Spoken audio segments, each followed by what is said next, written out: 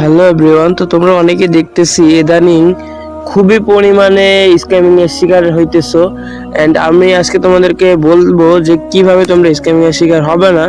তো তোমরা প্রথমে একটা কাজ করো, কি ভুল যে সেলারের কাছ থেকে কিচ্ছু নাও না, অ্যাকাউন্টে পছন্দ হয়ে গেলে পেমেন্ট করে নিয়ে নাও, ঠিক আছে? তো এটা তোমাদের 1 নম্বর ভুল। আর 2 নম্বর ভুল, ব্যবহার আছে খারাপ করো, ঠিক আছে? এটা 2 নম্বর ভুল। আর আমি তোমাদেরকে বলবো যে কিভাবে সঠিকভাবে আইডি কিনবে। প্রথম স্টেপ হচ্ছে ব্যবহার আচার দেখবা, ঠিক আছে, যে সেলারের ব্যবহার আচার কেমন, এন্ড অবশ্যই আপনার ব্যবহার আচার ভালো করতে হবে।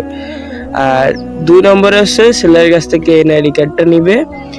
আর এনআইডি কার্ডটা অবশ্যই একটু দেখে শুনে নিও। আর এনআইডি কার্ডে একটা পিক অবশ্যই স্ক্রিনশট নিয়ে রাখবা।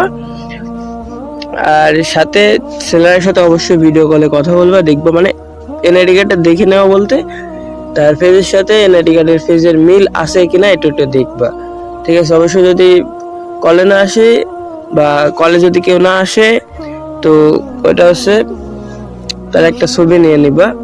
আর অবশ্যই এই কাজগুলো করবা, তাহলে অ্যাকাউন্ট কেনার সময় কোনো স্ক্যামিং এর শিকার হবে না তোমরা, আশা করি। আর মেন কথা, তোমরা যদি আমার কাছ থেকে হোক বা আরেকজনের কাছ থেকে হোক অ্যাকাউন্ট নিতে চাও, কোনো সমস্যা নাই। আর আমাদের কাছ থেকে নিতে হলে ইমো এন্ড হোয়াটসঅ্যাপ নাম্বার তো দেওয়াই আছে, তোমরা জানো। আর আমি এই লাইনে অনেক দিন যাবত আছি ভাই, প্রায় 4-5 বছর আছে। রঙনো ফেসবুক পেজে ইউজ করি, আমার নতুন একটা চ্যানেল ক্রিয়েট করা হয়েছে ভাই।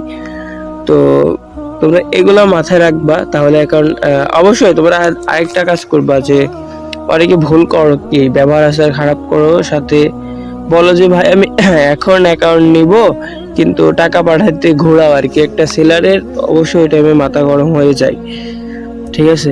তো তারপর একটা সেলারের অত কিছু মনে করে না, কারণ একটা সেলারের কাছে যে একটা বড় সড়ো সেলারের কাছে অবশ্যই